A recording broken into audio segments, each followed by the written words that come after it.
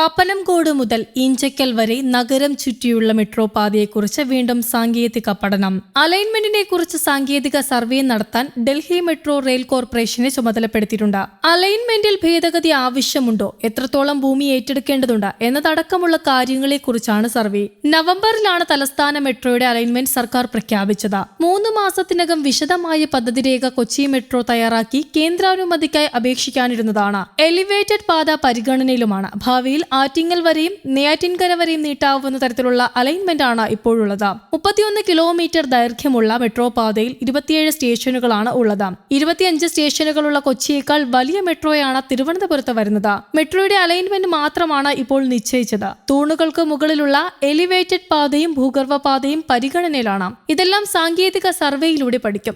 ദേശീയപാതയുടെ മധ്യഭാഗത്ത് വലിയ തൂണുകൾ ഉണ്ടാക്കി അതിനു മുകളിലായിരിക്കും മെട്രോയ്ക്കുള്ള ട്രാക്ക് സ്ഥാപിക്കുക. സാങ്കേതിക സർവേ ഈ മാസം അവസാനത്തോടെ പൂർത്തിയാകും. അതിലെ വിവരങ്ങൾ കൂടി ഉൾപ്പെടുത്തിയാകും DPR തയ്യാറാക്കുക.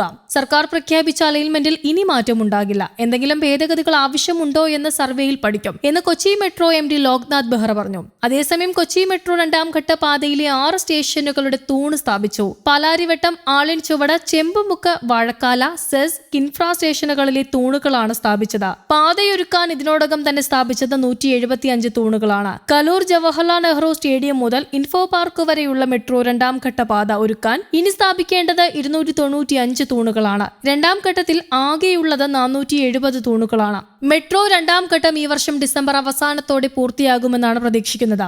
ആലുവയിൽ നിന്ന് കൊച്ചി വിമാനത്താവളം വഴി അങ്കമാലിയിലേക്കുള്ള കൊച്ചി മെട്രോ 3ാം ഘട്ടത്തിന്റെ വിശദ പദ്ധതി രേഖ ജനുവരി അവസാനമോ ഫെബ്രുവരിയിലോ പൂർത്തിയാകും.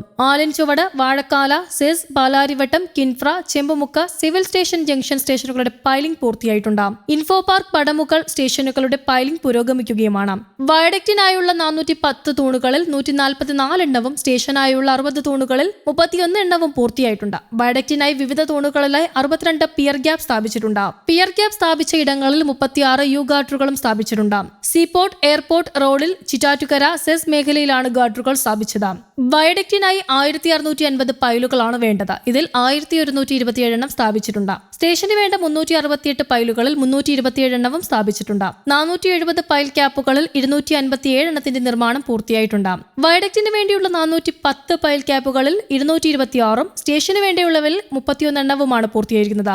ആവശ്യമായ 488 യു ഗാർഡറുകളിൽ 149 എണ്ണവും 337 പിയർ ക്യാപ്പുകളിൽ 177 എണ്ണവും 544 ഐ ഗാർഡറുകളിൽ 108 എണ്ണവും നിർമ്മിച്ചിട്ടുണ്ട്. അതിനിടെ പ്രതിദിന വരുമാനത്തിൽ റെക്കോർഡ് കളക്ഷനാണ് കൊച്ചി മെട്രോ സ്വന്തമാക്കിയത്. ന്യൂ ഇയർ ദിനത്തിലായിരുന്നു കൊച്ചി മെട്രോ ഈ നേട്ടം കൈവരിച്ചത്. നഗരത്തിലെ ന്യൂ ഇയർ ആഘോഷങ്ങളിൽ മെട്രോയും ഭാഗമായതോടെയാണ് യാത്രക്കാരുടെ എണ്ണത്തിലും വരുമാനത്തിലും കൊച്ചി മെട്രോ റെയിൽ ലിമിറ്റഡ് വലിയ മുന്നേറ്റം കാഴ്ചവെക്കാൻ സാധിച്ചത്. പുതുവത്സര തലേന്ന് ആഘോഷങ്ങളുടെ ഭാഗമായി സർവീസുകൾ പുലർച്ചെ 2 മണി വരെ നീട്ടിയിരുന്നു.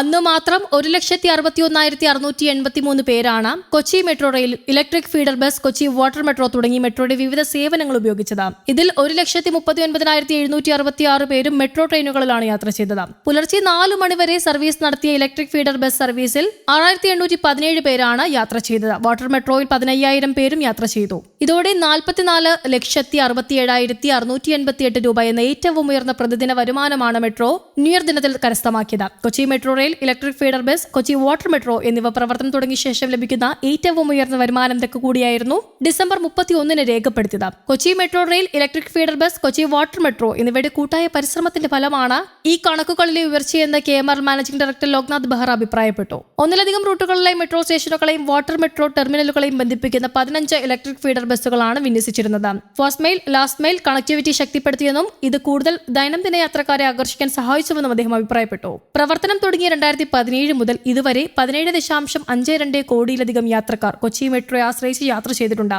2025 യാത്രക്കാരുടെ എണ്ണം 3,65,66,194 ഉയർന്നു. ഡിസംബറിൽ മാത്രം 32,68,63 പേർ മെട്രോയിൽ യാത്ര ചെയ്തിട്ടുണ്ട്. News desk, Kerala Kaumudi.